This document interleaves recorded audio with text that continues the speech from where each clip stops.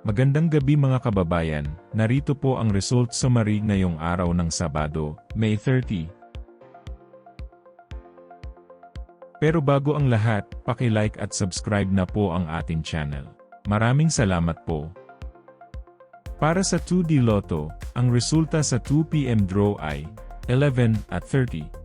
Para naman sa 5 PM draw, 19:30. At para sa 9 PM draw ay 16:14 in exact order. Para sa 3D Lotto, ang resulta sa 2 PM draw ay 8:9. Habang sa 5 PM draw ay 0:4:2. At para sa 9 PM draw, 3:6:5 in exact order. Para sa 6D Lotto, ang winning combination ay 5:5:4:2:9 in exact order. I-pause ang ating video at paki-check mabuti ang inyong mga tickets. Para sa Lotto 642, ang ating winning combination ay 3, 21, 2, 14, 33, at 1 in any order.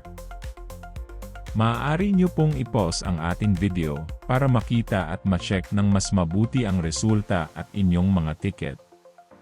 Check nyo na din po ang consolation prize sa ibaba.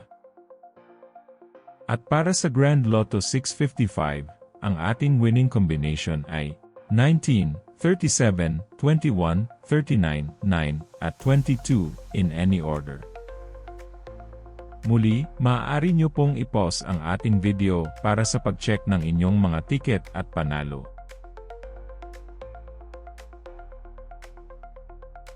Narito po ang draw schedule at jackpot estimate para bukas. Congratulations po sa lahat ng nanalo. Kita-kita po ulit tayo bukas. Maraming salamat po sa panunood.